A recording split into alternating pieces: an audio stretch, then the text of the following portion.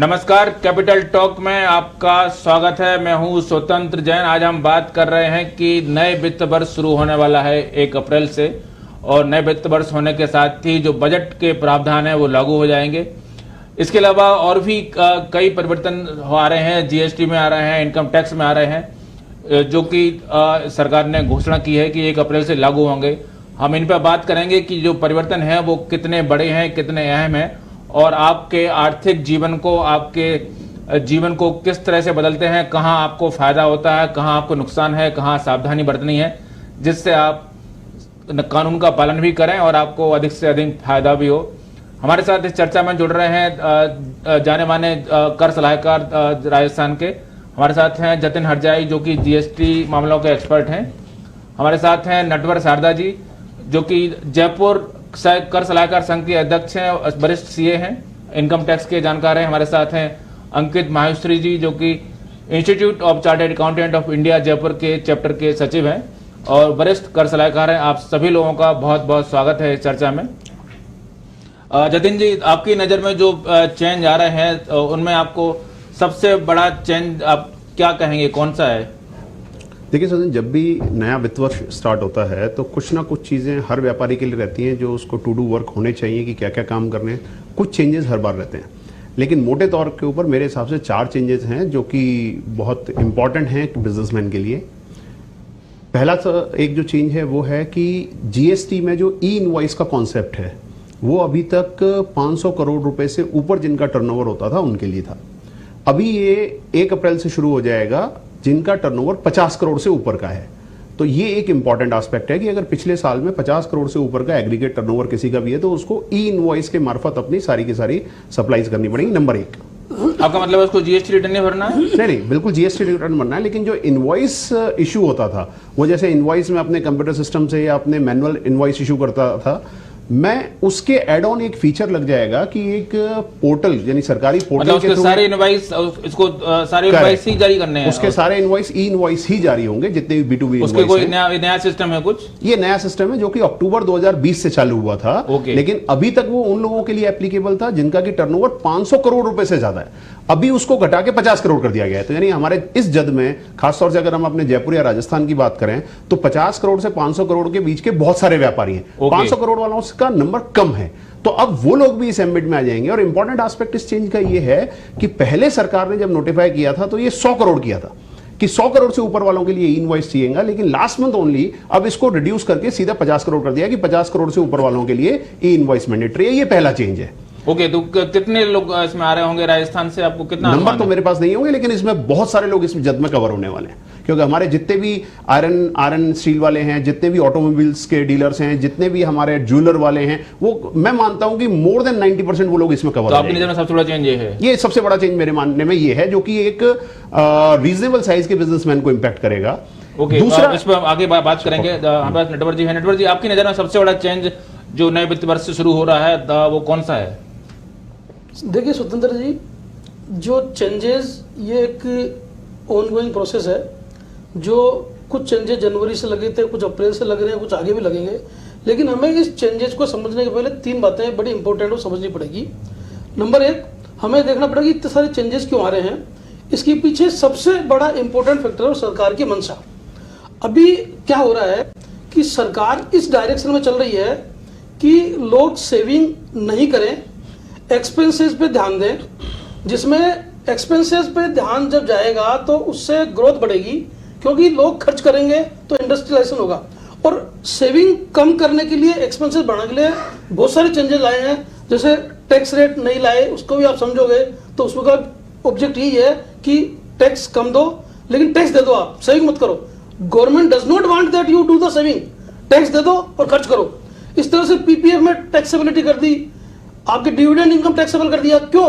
क्योंकि वो नहीं चाहते कि आप सेविंग करो, आप खर्चा करो। एक चीज वो तो ठीक है मनसा, लेकिन आपकी नजर में पूछा जाए फर्स्ट राउंड की डिस्कशन की सबसे बड़ा चेंज क्या है, तो वो उसको आप क्या कहेंगे? सर, मैं मानता हूं, जैसे as far as the income tax is concern, तो ये बहुत बड़ा चेंजेस है कि गवर्नमेंट ने पीपीएफ जैसे अकाउंट को टैक्सेबल कर दिया, डिविडेंड अकाउंट को टैक्सेबल कर दिया, यूलिप जैसी चीजों को टैक्सेबल कर दिया, और जो नई टैक्स रेट नहीं तो पीपीएफ को तो 5 लाख के बाद किया ना तो सर लेकिन क्या था कि लोग जमा कराते थे ना पहले, कि जो गवर्नमेंट से कटवाते थे, गवर्नमेंट खुद करती थी कि साहब एरियर दे रही है तो उसका पैसा पीपीएफ में डाल दो, अब उसको ब्याज पे टैक्स देना पड़ेगा, तो कितना बड़ा नुकसान हो गया उसको, जबकि अब तो आम आदमी को बहुत प्रभावित करेगा, वो चीज प्रभावित कर रही है। तो ये चीजें ऐसी है जो हर आदमी को प्रभावित करेगी। इसके अलावा कई चीजें ऐसी है जो आप जैसे बात करो कि यूलिप पे टैक्स, नई टैक्स रेट है, ये भी एक बहुत बड़ा चेंजेस है सर। नई टैक्स रेट से ये जो लोगों को अब आप खर्चा करो, टैक्स कम दो लेकिन खर्चा करो, तो ये चीजें बहुत ज्यादा प्रभावित करेगी। बिल्कुल सरकार की मंशा है, बिल्कुल सरकार की मंशा है कि अधिक से अधिक खर्च करो। एग्जैक्टली।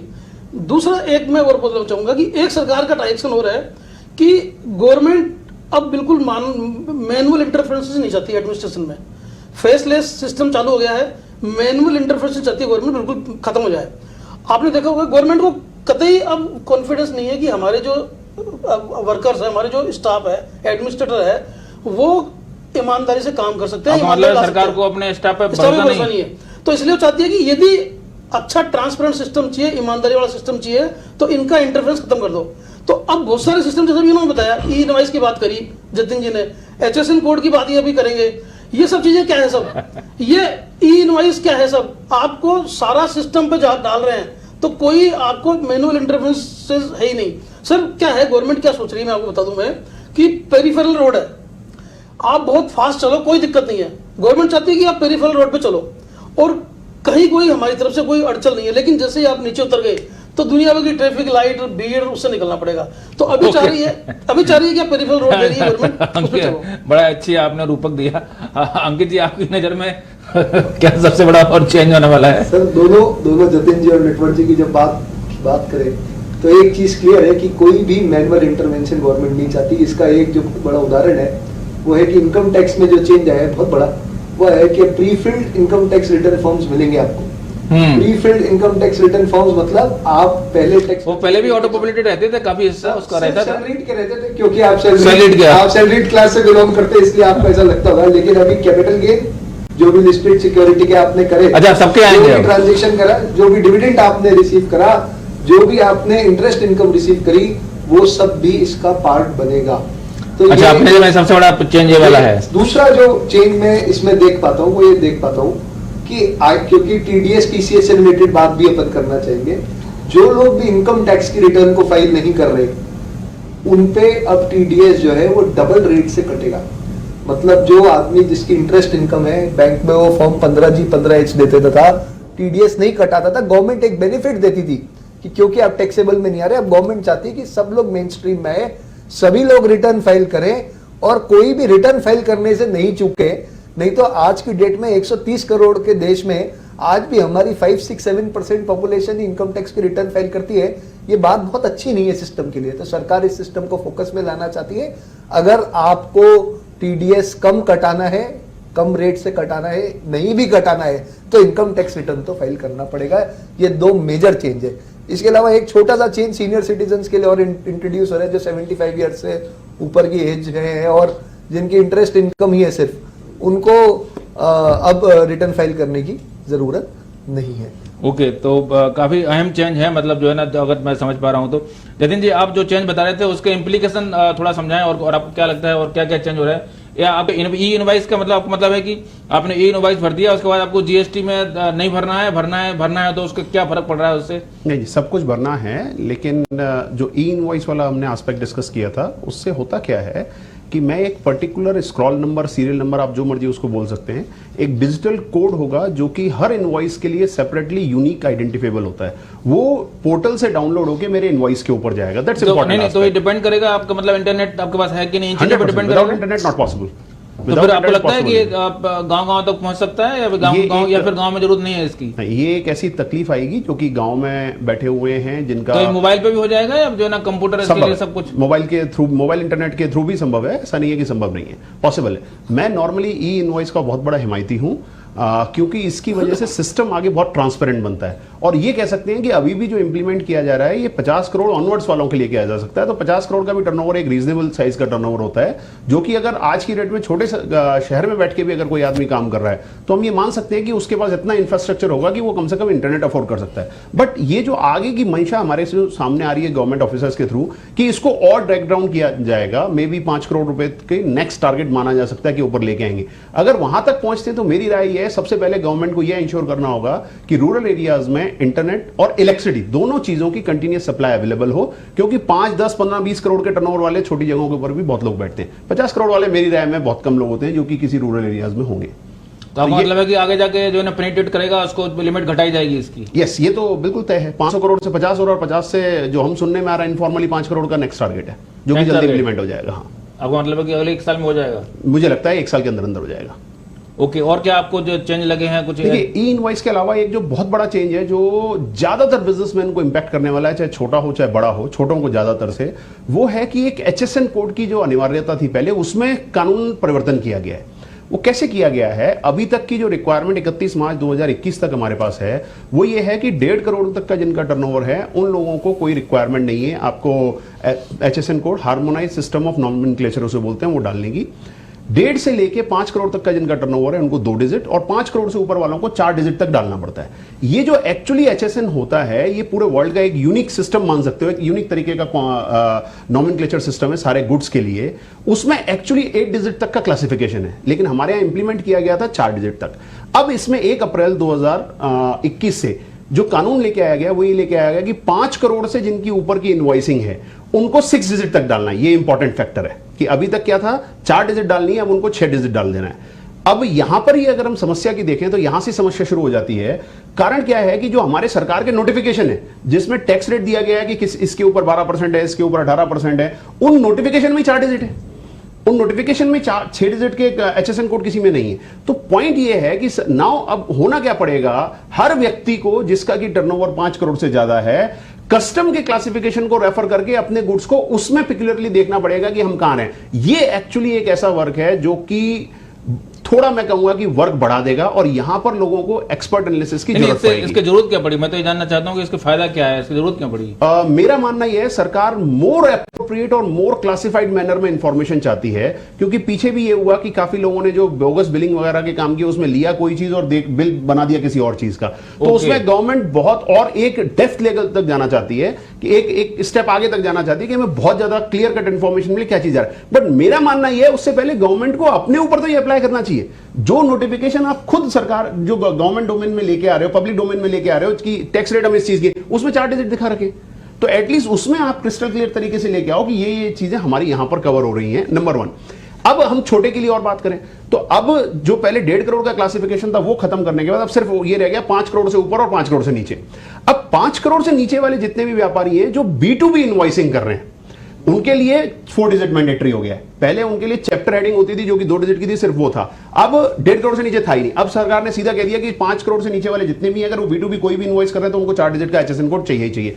इसकी एक कॉम्प्लेक्सिटी RCM में भी आती है कि जब मैं खुद अपना रिवर्स चार्ज में टैक्स जमा कराता हूं तो सामने वाले ने बिल दिया नहीं दिया, मेरे को एप्रोप्रिएट क्लासिफिकेशन करके गवर्नमेंट को रिपोर्ट करना होता है। ये मेरे हिसाब से एक दूसरा बड़ा चेंज है। और आप कहें तो आगे और चलिए एक और इनपुट टैक्स के बारे में बात आए, फिर हम ब्रेक पे जाएंगे। इनपुट टैक्स में भी कुछ चेंज हुआ?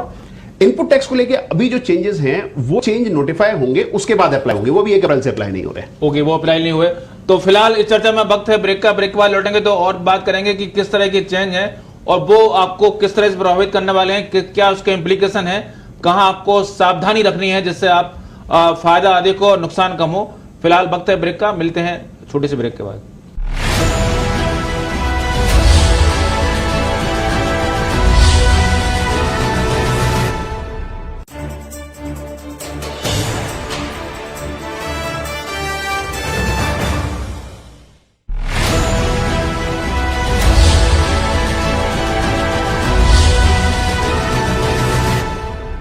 ब्रेक के बाद आपका स्वागत है। हम बात कर रहे थे कि जो चेंज आ रहे हैं उसमें आपके लिए सबसे अधिक काम की क्या बातें हैं। अंकित जी, आपको और क्या लग रहा है कि किस तरह के चेंज हैं जिसको आम आदमी, जैसे आपने कहा कि लगातार आपको ये देखना है कि आपको PF में आपको सावधानी क्या बरतनी है, आपको इनकम टैक्स के दायरे में आप कहाँ पे आते हैं, तो और किस तरह के चेंज आपको जरूरी दिख रहे हैं? सर तीन इंपॉर्टेंट चेंज हाईलाइट करूंगा। पहला चेंज है कि आधार और पैन लिंक करना जरूरी है, नहीं तो 10,000 रुपए की पेनल्टी 10,000 रुपए की लगेगी। पत्रिका टीवी के माध्यम से सभी लोगों को जो भी पैन कार्ड होल्डर नहीं, 10,000 रुपए की पेनल्टी सब पे लग जाएगी? सब पे लगेगी 100%। आपका लिंक हुआ नहीं हुआ है बस? अगर लिंक नहीं हुआ तो इनकम टैक्स पोर्टल पे जाए, ई फाइलिंग पे जाके, बहुत आसान तरीका है, मतलब नहीं, अब तो सिर्फ 2 दिन बचा है, तो जो है ना इनकम टैक्स पोर्टल की तो बात बाद में करेंगे। पहले ये बताएं कि उसमें जो जुर्माना है वो जिसका लिंक नहीं हुआ सबको एक साथ लग जाएगा, जिसको रिटर्न भरने जाएगा तब लगेगा? वो 10,000 रुपए का डिमांड आ जाएगी आपके ऊपर लग के, और आपको उसको सबसे जमा कराना रिटर्न पड़ेगा। भर नहीं पाएगा सर। वो तो रिटर्न भरने जाएगा तब, मतलब कि किसी को रिटर्न और भरने जब नहीं वो है, भरेगा तो वो भरेगा 10,000 रुपए की उस पर डिमांड क्रिएट पेनल्टी लगेगी। उसमें कोई एक्सटेंशन मिलने की संभावना है? अभी तक तो कर ही रहे हैं, इतने साल से एक्सटेंशन कर रहे हैं, उम्मीद करते हैं कि इस बार नहीं होना चाहिए। सफिशिएंट टाइम दे दिया गवर्नमेंट ने, और कोई एक्सटेंशन का मेजॉरिटी ऑफ लोगों ने कर लिया। अगर डेटा पे जाए तो 80-85% कंप्लायंस। तो 10,000 से फाइन से बचना है तो आपके पास मुश्किल से कितने घंटे बचे हैं? 36 घंटे बचे हैं। बिल्कुल। दूसरा जो इंपॉर्टेंट चेंज है वो ऑडिटर फ्रेटर्निटी के लिए आया है और बिजनेस कम्युनिटी के लिए भी आया है। वो ये है कि जो भी अकाउंटिंग सॉफ्टवेयर हम यूज करते थे उसमें ऑडिट ट्रेल भी रिकॉर्ड होगी। यानी कि आज की डेट में अगर मैं कोई बैक डेट में जाके एंट्री चेंज करता हूं तो ऑडिट ट्रेल के माध्यम से मुझे पता चल जाएगा कि किस आदमी ने इस चेंज को किस पर्पस के लिए किया। तो सभी चार्टर्ड अकाउंटेंट फ्रेटर्निटी के लिए ये एक बहुत इंपॉर्टेंट डेवलपमेंट है, प्लस बिजनेसेस के लिए। नहीं, ऑडिट जो ट्रेल लोग 31 मार्च को जाके बैक डेट पे चेंज करते लेकिन मैं समझ नहीं पाया उसको। आपसे समझाएं कि ऑडिट ट्रेल का मतलब है कि मैं अपने कंप्यूटर पर काम कर रहा हूं तो गवर्नमेंट को पता चल जाएगा कि मेरे कंप्यूटर में क्या काम किया। सर जब ऑडिटर जाता है तो ऑडिटर कुछ डेटा को वेरीफाई करता है, राइट, लेकिन वो डेटा में उसको ये कभी नहीं पता चलता कि उस डेटा में चेंज कब किया। मैं तो आज गया, नहीं, वो आज वेरीफाई करा। सॉफ्टवेयर है वो सरकार के थोड़ी है, वो तो कंपनी के वो यही खास बात है कि अब इन सॉफ्टवेयर कंपनीज को सरकार के इस मंशा को इम्प्लीमेंट करना पड़ेगा। तो एज ऑडिटर ये बहुत बड़ा हमें सेफगार्ड भी मिलेगा, क्योंकि कई बार हमें पता ही नहीं चलता ये ट्रांजैक्शन की जेन्युइनिटी है या ट्रांजैक्शन नॉन जेन्युइन है। हमें तो वो होना गिवन डेट दिख रहा है, पता चला वो ट्रांजैक्शन 31 मार्च को या 30 मार्च को नहीं होने की बजाय वो ट्रांजैक्शन नेक्स्ट ईयर से पर्टेनिंग था, पर क्योंकि ऑडिटर ने जाके कर दिया प्रीवियस ईयर से पर्टेनिंग था। So it's a major change. जो तीसरा आया है वो आप सभी आपके युवा दर्शकों के लिए जो ओटीटी प्लेटफॉर्म्स को यूज कर रहे हैं, नेटफ्लिक्स, हॉटस्टार, ऐसे प्लेटफॉर्म्स जिसमें आपका सब्सक्रिप्शन जो है वो ऑटो डेबिट हो जाता था। ऑटो डेबिट मतलब मैंने मंथली सब्सक्रिप्शन लिया हॉटस्टार का, 199 रुपीज में मैंने सब्सक्रिप्शन लिया, हर महीने की हर उस 1 तारीख को मेरे 199 रुपीज डेबिट हो रहे थे। अब सरकार ने ये बोला है कि ऐसा करना पॉसिबल नहीं है। बैंक्स को 5 दिन पहले एक प्रायर इंटीमेशन देनी पड़ेगी यूजर को कि इस डेट को, जैसे ईएमआई की इंटीमेशन हर महीने जब भी उस सब्सक्रिप्शन को रिन्यू कर रहे हैं, चाहे वो आपका नेटफ्लिक्स हो या कोई भी सब्सक्रिप्शन हो, तो 5 डेज बिफोर ये करना पड़ेगा। प्रॉब्लम जो यहाँ पे स्टैंड करती है वो ये कि bank have not updated their systems based on it. तो यहाँ पे ये इस चीज को कैसे कंप्लायंस करेंगे, ये क्वेश्चन मार्क हमेशा बना रहेगा। तो ये 3 चेंजेस जो मुझे लगता है कि और इंपॉर्टेंट चेंजेस में से है। और इसके अलावा नहीं नटवर जी, लेकिन ऑडिट ट्रेल का जो मामला है इससे फायदा हो क्या होगा? उससे कुछ फायदा है कि जो ना सिर्फ एक मतलब अनावश्यक सी जो ना आपने बोझ बढ़ा दिया? स्वतंत्र जी, बोझ नहीं बढ़ रहा है। फायदा इन द सेंस कि मैं आपको पहले भी अभी बताया था कि अब हर लोगों को, हर आदमी को नियमों से चलना पड़ेगा। तो आप कोई भी एडजस्टमेंट करते हो वो गवर्नमेंट नहीं चाहती कि आप बिल्कुल, मैंने आपको अभी बताया, उदाहरण भी दिया, पेरिफेरल रोड है, तो इसका मतलब ये है कि जो गवर्नमेंट ने नियम बनाए उनसे चलवाओ। अब ये एडजस्टमेंट गवर्नमेंट नहीं चाहती, तो एडजस्टमेंट को रोकने के लिए ये भी एक ऑडिट ट्रेल का भी एक सिस्टम उन्होंने डाला है कि कंप्यूटर जो भी अकाउंटिंग सॉफ्टवेयर है उस सॉफ्टवेयर में आपने कोई एंट्री डिलीट भी करी है। मेरा मतलब है कि किस तरह की मंशा धोखाधड़ी को, किस तरह की जो ना आपको लग रहा है कि कुछ फर्जी बड़ा हो रहा था, पकड़ना चाहती सरकार की मंशा क्या है? एग्जैक्टली, जैसे क्या है कि सब एंट्रियां मैं डाल रहा हूं और मैंने कुछ एंट्रियां हटा दी, तो अब उसकी भी लोग मिलेगी कि इस तारीख को इस आदमी ने ये एंट्री हटाई है। वो सब चीजें अब गवर्नमेंट को पता लग जाएगी, क्योंकि ऐसे सिस्टम अब कंपलसरी है। गवर्नमेंट को पता तब लगेगा जब उसको ऑडिटर बताएगा, ऑडिटर नहीं बताएगा तो? सर, ऑडिटर के अलावा बता दूं मैं आपको कि गवर्नमेंट के पास में पूरे पावर है कि जो टेली, जिसमें जनरली टेली में लोग बात करते हैं और भी अकाउंटिंग सॉफ्टवेयर है, उसका बैकअप खुद भी मंगा सकती है। वो मंगा करके वो चेक कर सकती है खुद ही अपने यहाँ पे कि मेरे को मेल कर दो डेटा, वो डेटा अपने यहाँ पे खोल लेगी, खोल करके वो सब पता लगा लेगी इस डेटा में इतनी एंट्रियां बैकडेट में हुई है, इतनी एंट्रियां डिलीट हुई है, इतनी एंट्रियों में मैनिपुलेशन हुआ है। और इसमें ऑडिटर्स ने ये कमियां निकाली है। ये सब चीजें गवर्नमेंट खुद भी देख सकती है। अब खाली उसको क्या करना है कि डाटा, एक लेटर डालना है व्यापारी को, हालांकि कंपनियों पे लगा अभी तक कि आप हमारा ऑडिट का जो आपकी बुक्स है और जो डाटा है उसका डाटा हमको मेल कर दो। वो मेल करना पड़ेगा उसको, मेल करने के बाद में सब चीज देख लेगी। बिल्कुल, तो काफी अहम बदलाव आपको लग रहा है। और क्या चेंज हुए हैं सर आपकी नजर में? इसके अलावा मैं बताऊं कि मैंने अभी बोला कि जैसे ये एडजस्टमेंट वाली बातें हैं, जैसे गवर्नमेंट ने क्या किया कि लोग बात सैलरी में क्या करते थे कि बेसिक पे तो कम रखते थे, एग्जेम्प्टेड अलाउंस से ज्यादा रखते थे। गवर्नमेंट ने कह दिया कि नहीं, आपको एटलीस्ट आपकी बेसिक पे 50% ऑफ द टोटल सैलरी रहेगी, इससे कम नहीं होगी। अभी क्या होता था कि एचआरए तो 2 लाख रुपए मिल रहा है, बेसिक पे 1 लाख मिल रही है, एचआरए एग्जेम्पशन ले लिया और टैक्स दे रहे हो 1 लाख पे ही। ये सब चीजें खत्म हो रही है। अब कह दिया कि 50% एटलीस्ट आपकी बेसिक पे होनी चाहिए, वो नहीं होगी तो आपका वो गलत है सिस्टम। तो इस तरह के नियम जो गवर्नमेंट ला रही है, जैसे ऑडिट ट्रेल है, ये तो पहले से लागू है कि अभी लागू होगा? अभी लागू होगा 1 तारीख से सर। ये इसमें एक चीज और लागू होगी, वो लीव ट्रेवल कंसेशन को लेके, जहां पे पहले आप स्ट्रेट अवेल कर लेते थे बेनिफिट, अब आपको वाउचर सबमिट करने पड़ेंगे, कैश वाउचर सबमिट करने पड़ेंगे, जो भी पैसा आपने खर्च करे। अच्छा, तो पहले सबमिट नहीं करने पड़ते थे? पहले आप डायरेक्ट स्ट्रेट आप क्लेम कर लेते थे। प्लस जो बैंकिंग सेक्टर है उसमें मेजर चेंज आई है, सारे बैंक्स का मर्जर है, तो जो भी कस्टमर्स है वो सतर्क हो जाए। अब जो इनके पास ओबीसी की पासबुक्स थी, चेकबुक्स थी, विद इफेक्ट फ्रॉम 1 अप्रैल वो नहीं चलेंगी, और 1 अप्रैल ऑनवर्ड्स आपको पीएनबी की चेकबुक चाहिए होगी। मान लीजिए अगर आप तो बैंक तैयार है इसके लिए? बैंकों की तैयारी कम लग रही है अभी तो, एज ऑफ नाउ तो नहीं है। एज ऑफ नाउ आप जाइए, अपडेट कराइए, बैंक में पूछ के आइए। मेरे हिसाब से तो बिल्कुल तैयारी नहीं है। मैं खुद ओबीसी का खाता धारक हूँ, इसलिए मैं तो उस कैपेसिटी में बोल रहा हूँ। 7 बैंकें जो अभी मर्ज हुई है सर, अब उनमें ये कहा है गवर्नमेंट ने कि 1 तारीख से उनकी खुद की चेकबुकें नहीं चलेगी। जिस बैंक में मर्ज हुए हैं अब उसको कन्वर्ट करानी पड़ेगी पासबुक या चेकबुक। तो ये चीजें सब जो तो पहले से कन्वर्ट करा लिया होगा, अभी तक उन्होंने थोड़ा नहीं, अभी तक दोनों चल रही थी सर। अभी तो दोनों चल रही थी कि जिन्होंने कन्वर्ट नहीं कराया, कन्वर्ट तो अकाउंट तो हो गए, लेकिन अभी आईएफएससी कोड पुराने भी चल रहे थे, बैंक अकाउंट पुराने भी चल रहे थे। अब इनको सिंक्रोनाइज करने के लिए उसने कह दिया जिस बैंक में आप जा रहे हो अब उसी के आईएफएससी कोड वो कंपलसरी हो गए, तो आपको चेकबुक भी चेंज करानी पड़ेगी। ये प्रोसीजरल है, ये सबको करना पड़ेगा। मेरे पास चेकबुक पुराने बैंक की है तो मेरे को चेकबुक भी चेंज करानी पड़ेगी, पासबुक भी चेंज करानी पड़ेगी, ये सब काम करने पड़ेंगे आपको। बिल्कुल, आपने फेसलेस की बात कही थी, उस पर बात पे आएंगे। जतिन जी, और जीएसटी में आपको और क्या अहम बदलाव लग रहे हैं? देखिए, जीएसटी में एक और बदलाव है क्यूआर कोड का। जैसे हमने ई इनवॉइसिंग की बात की, एचएसएन की बात की, इसी तरीके से एक नई और चीज़ है which is called as QR code, जो कि हम लोगों ने काफ़ी चीज़ों के ऊपर छपा हुआ जैसे क्यूआर कोड देखते हैं उस तरीके का। तो अब ये मैंडेटरी 1 अप्रैल से होने जा रहा है कि जो कि लार्ज स्केल कंपनीज है। लार्ज स्केल का यहाँ मतलब हुआ जिनका टर्नओवर पिछले जीएसटी की किसी भी साल में 500 करोड़ से ज़्यादा कर रहा हो, तो उनके लिए अपने हर B2C, यहाँ पर B2B की बात नहीं हो रही है, यहाँ उल्टा है। यानी कि जो अगर कोई भी आप कंज्यूमर इनवॉइस इशू कर रहे हो तो उसके ऊपर क्यूआर कोड मैंडेटरी होना चाहिए। तो यानी कि वही एक जो इनवॉइस हमारा इशू हो रहा है उसी की ऑथेंटिसिटी। इसमें तो बहुत सारे लोग आ जाएंगे क्योंकि B2C है, अगर ये B2C है तो मतलब आप जिसको भी भेज रहे हैं सब B2C भेज। जैसे कि आपके कई सारे जो शॉपिंग मॉल सेंटर वगैरह खुले हुए हैं, बिग बाजार टाइप के जितने भी हैं, उन सब के ऊपर ये चीज एप्लीकेबल है। आप किसी छोटे कारोबारी को भेज रहे हैं तब भी आपको वही करना पड़ेगा। जिसका टर्नओवर, जो ये बेच रहा है, जिसका की टर्नओवर 500 करोड़ से ऊपर, लेकिन वो छोटे को बेच रहा है तब तो करना पड़ेगा ना। बड़ा वाली बेच रहा है लेकिन छोटे को बेच रहा है। बड़ा व्यापारी अनरजिस्टर्ड को बेच रहा है, हाँ। रजिस्टर्ड को नहीं। रजिस्टर्ड के केस में क्यूआर कोड नहीं है, वहां पर ई इनवॉइस है। ओके। जब वो अनरजिस्टर्ड को, यानी कि आप कुछ खरीदने जा रहे हो, मैं कुछ खरीदने जा रहा हूं एज अ कंजम्पशन, तो वहां पर ये क्यूआर कोड की एप्लीकेबिलिटी नहीं निकल के आ रही है। एक चीज मैं जो अभी पहले भी आपका डिस्कशन चल रहा था उसमें ऐड करना चाहूंगा, जो कंपनीज के केस में स्पेसिफिकली, फर्म और दूसरे केसेस में नहीं है, वहां पर जो एक नई रिक्वायरमेंट आई है कि भाई कंपनीज के केस में हम ये कह सकते हैं ऑलमोस्ट रियल टाइम बेसिस के ऊपर अब अकाउंट्स मेंटेन करने पड़ेंगे। यानी कि जो बैकडेटिंग की बात कर रहे थे वो नहीं होंगी।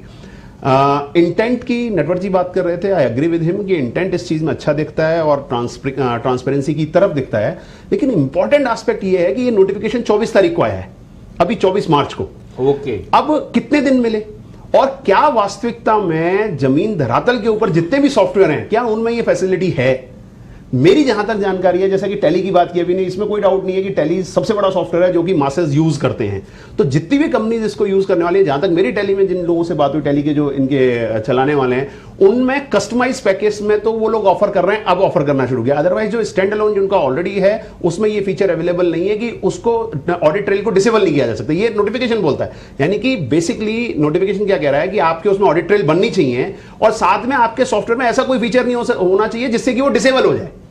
तो ये वाले फीचर के सॉफ्टवेयर तो हो मार्केट में, तो मुझे लगता है कि सरकार को यहाँ टाइम देना चाहिए। इंटेंट अच्छा है, हम सब लोग उसका स्वागत करते हैं, लेकिन कम से कम समय देना चाहिए सो दैट ऐसे सॉफ्टवेयर मार्केट में हो, जो सॉफ्टवेयर चलाने वाले हैं वो उन चीज को इंप्लीमेंट कर पाए। अदरवाइज ये एक बर्डन बढ़ाने वाली बात है। इसमें एक चीज और मैं जोड़ूंगा कि जो बहुत छोटी कंपनियां हैं उनको मेरे ख्याल से बाहर रखें, क्योंकि क्या होता है कि बहुत छोटी छोटी कंपनियां जिनका टर्नओवर कोई 1 करोड़ है, 2 करोड़ है, 50 लाख है, 5 करोड़ है, वो लोग क्या होता है कि सब डे टू डे मेंटेन करना उनके लिए मुश्किल है। तो मेरा मानना है कि गवर्नमेंट को थोड़ा सा रिलैक्स दे करके उनको बाहर करना चाहिए। आपका मतलब है इस पे अभी और नोटिफिकेशन आएंगे? नहीं, आना चाहिए, आएगा कि नहीं आएगा मैं नहीं कह सकता हूँ, लेकिन छोटे लोगों को बाहर जिस तरह से आप बता रहे हैं 6 दिन समय मिला तैयारी का, उसका मतलब है कि कुछ ना कुछ अभी इसमें सरप्राइज। एग्जैक्टली इसे फेस में ही करना चाहिए। आई थिंक वो अच्छा रहेगा, क्योंकि जो नहीं, आप जो फेसलेस की बात कर रहे थे, आपने कहा सीधा सवाल उठाया कि सरकार को अपने जो कारिंदे हैं उन पर भरोसा नहीं है। इसका क्या मतलब है कि जो ना, क्या वो सरकार की मंशा है कि जो ना कुछ गड़बड़ चल रही है वहां पे? मैं इस पे बता दूं, मैं शायद मेरे ख्याल से सरकार आज नहीं देख रही है, 70 साल का रिकॉर्ड है कि जब भी जो सरकारी डिपार्टमेंट है वहां पे आदमी जाता है तो वहां काम होते भी हैं, नहीं भी होते हैं, एडजस्टमेंट भी होते हैं, सब काम होते हैं, ये कोई चीज छुपी नहीं है। और आज राजस्थान में देख लो, चाहे कहीं भी देख लो, सब जगह यही हालत है। नहीं तो फेसलेस से क्या घट जाएगा? हाँ, ये सब चीज यही बता। फेसलेस से क्या होगा कि एक तो सबसे बड़ी बात तो ये कि आपको ये पता नहीं है कि आपको किससे मिलना है वहां पे। दूसरी चीज, आपको ये पता नहीं है कि आपका जो काम हो रहा है वो इंडिया में कहाँ हो रहा है। तो ये सबसे बड़ी, जैसे मेरा इनकम टैक्स में स्क्रूटनी हो रही है तो वो इंडिया में कहाँ हो रही है मेरे को पता ही नहीं है, क्योंकि जो कम्युनिकेशन मेरे से हो रहा है वो एक सेंट्रल सिस्टम से हो रहा है। तो मेरे को ये पता ही नहीं कि एक्स आदमी उस काम को देख रहा है, वाई आदमी देख रहा है, जेड आदमी देख रहा है। तो अब जब मेरे को पता ही नहीं है तो मैं किससे मिलूंगा? तो मेरे पास जो एक्चुअल डॉक्यूमेंट है मेरे को उस पर असेसमेंट कराना है, वो सही है तो सही होगा और गलत है तो नहीं, गलत तो होगा। इससे कॉम्प्लेक्सिटी बढ़ेगी। जैसे कि जीएसटी में दावा किया गया था फेसलेस होगा बहुत कुछ, लेकिन जीएसटी में हकीकत में बहुत कम चीजें हैं जो कि जो ना फेसलेस हुई हैं। सर मैं थोड़ा सा, हालांकि जीएसटी में हमारे जतिन जी एक्सपर्ट है, लेकिन मैं आपको फिर बताता हूँ कि जीएसटी का जो ओरिजिनल शेप था, जो जीएसटी आया था, मॉडल जीएसटी था, यदि उसको एज इट इज लगाते, नहीं वो तो छोड़िए, मैं तो कह रहा हूँ प्रैक्टिकल इसमें भी इन्होंने क्या कि खुद नहीं गलियां डाल दी इसके अंदर, नहीं तो ऐसा नहीं था। जो जीएसटी में कहा था कि बिल्कुल होगा, यदि उसको एज इट इज लागू करते तो मेरा मानना था कि वास्तव में बहुत अच्छा सिस्टम इसमें भी होगा ना, इसमें भी होगा ये फेसलेस में। आप अभी तक तो नहीं हो रहा सर, अभी तक तो बिल्कुल सही चल रहा है ये कि फेसलेस का मतलब बिल्कुल फेसलेस है, किसी को पता नहीं है कि good for bad, it is good for good, it is good for all, it is good for all. हाँ, कारोबारियों को ज्यादा राहत मिलेगी, कारोबारियों को राहत मिलेगी जो सिस्टम से काम कर रहा है। अधिकारियों की जो हनक होती थी, अधिकारियों की जो ना जो आपको फेस करना पड़ता था, वो सब चीजें फेस खत्म नहीं करना पड़ेगा, खत्म होगी, बिल्कुल क्योंकि फेस करने के बाद ही सारी जो है खत्म क्या होगी, मैं कहता हूँ जीरो हो गई सर। बिल्कुल बहुत अच्छा स्टेप है ये कि now it has been zero. कोई लेना देना नहीं है, किसके पास फाइल जा रही है किसी को पता नहीं है, उसको बिल्कुल डॉक्यूमेंट के आधार पर उसकी फाइल 3 जगह जा रही है, एक अफसर भी एक जगह। तो अधिकारी तो डिसोलिजेंट हो गए होंगे, भ्रमित क्या चल क्या रहा है? सर परेशान तो ही आज अधिकारी, मैं क्या बोलूँ इस बात को, तो लेकिन ये जतिन जी बताएंगे, जतिन जी बताएंगे अधिकारी है ये अधिकारी को ट्रेनिंग देते रहते। अंकित जी, और आपकी नजर में और बड़े बदलाव क्या है? बस सर, मेजर बदलाव मेरे हिसाब से in context of income tax GST में तो जतिन जी बताएंगे, बैंकिंग में अपन ने डिस्कस कर लिया। एक छोटा सा बदलाव और मुझे इससे याद आ रहा है कि जो 5,000 रुपए से कम थे, अभी इन्होंने एक बीच में स्टार्ट किया था गवर्नमेंट ने, बैंक्स ने, आरबीआई के मैंडेट पे, कि 5,000 रुपए से कम आपको ओटीपी डालने की जरूरत नहीं थी। मान लीजिए आप कभी पेट्रोल डलाए हो क्रेडिट कार्ड से, तो आपने नोटिस करना चालू करा होगा कि 5,000 रुपए से कम पे अब ओटीपी नहीं मांग रहा, नहीं तो वो पहले ओटीपी वगैरह बिल्कुल आपका जो कोड था वो मांगता था। तो अब वो एडिशनल फैक्टर ऑथेंटिकेशन जो है वो वापस से इम्प्लीमेंट करने की बात हो रही है, ताकि कोई भी फ्रॉड की कोई संभावना है तो वो रुक पाए। तो प्राइमरीली मेजरली बैंकिंग के बदलाव हमने डिस्कस कर लिए, इनकम टैक्स के बदलाव हमने डिस्कस कर लिए। बिल्कुल, हमारे पास समय बहुत कम है। जतिन जी संक्षेप में बिल्कुल बता दें कि जो और कुछ बच्चे हैं बदलाव जीएसटी में। देखिए, जो बड़े बदलाव थे वो हमने डिस्कस कर लिए हैं। कुछ एक ऐसे बदलाव हैं जो कि बजट में प्रपोज हुए थे, हालांकि बजट जो हमारा है फाइनेंस बिल अप्रूव हो गया है, लेकिन वो जो एक डेट आएगी उसके बाद से नोटिफाई होंगे। हालांकि जो हर साल जो कि इंपॉर्टेंट एस्पेक्ट है, कुछ एक जो सभी व्यापारियों को कर लेने चाहिए, वो है 31 मार्च चूंकि आ रही है, स्टॉक टेकिंग जरूर होनी चाहिए उस टाइम। आपके पास एक्चुअली स्टॉक कितना है, आपकी बुक्स में स्टॉक कितना है, उनका वेरिफिकेशन होना चाहिए। इनपुट टैक्स क्रेडिट का जो रिवर्सल मंथली बेसिस पर करना होता है, उसका एनुअल कंपाउंडिंग होती है, वो भी अभी अप्रोप्रिएट टाइम है इस टाइम कर लेने का, कि आप चेक करो कोई रिवर्सल ऐसा तो नहीं है जो होने से रह गया। ये मैं मानता हूं नटशेल में 31 मार्च के लिए टेक अवे हो सकता है। आपके संबंध क्या सावधानी सर, जल्द बिल्कुल खत्म कर दें। मैं एक चीज और संक्षेप में आधा मिनट में बता दूं मैं कि जो कोविड के वजह से कई रिलैक्सेशन दिए हुए थे, जैसे कि इनकम टैक्स टीडीएस काटना है, वो जो भी रेट है उसका 75% काटना है, वो सब अब 1 अप्रैल से खत्म हो जाएंगे। अब वो पुरानी ओरिजिनल रेट पर टीडीएस कटेंगे, ये ध्यान रखने की बात है। चलिए, तो आपने देखा कि काफी ध्यान चीज रखने वाली बात थी, जो कि अब नहीं होंगी या जो होंगी, दोनों ही हमने चर्चा की। तो फिलहाल इस चर्चा में इतना ही। आपको उम्मीद है कि काफी चीजें, काफी जानकारियां और काफी सावधानी आपको पता चली होंगी क्या आपको करना है। और फिलहाल इस चर्चा में इतना ही। देखते रहिए पत्रकार टीवी। नमस्कार।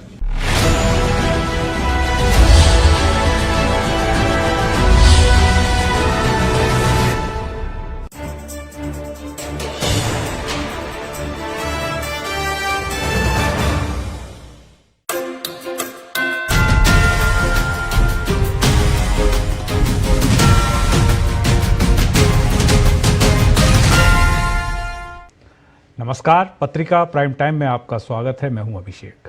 राजस्थान में 3 सीटों के लिए जो उपचुनाव हैं उसके लिए चौसर पूरी तरह तैयार है, बिछ चुकी है। आज नामांकन भी हो गए और इसके बीच में जो तत्व हैं वो सब सामने नजर आ रहे हैं। जैसे दोनों पार्टियों में गुटबाजी है, लेकिन कांग्रेस ने उस गुटबाजी पर बहुत कुछ नियंत्रण करने के लिए प्रयास शुरू किए और वो कुछ दृश्य सामने उनके लिए सकारात्मक देखने को भी मिल रहे हैं। उस जिसमें मुख्यमंत्री अशोक गहलोत, पूर्व मुख्यमंत्री सचिन पायलट, पूर्व उप मुख्यमंत्री सचिन पायलट, प्रदेश प्रभारी अजय माकन और प्रदेशाध्यक्ष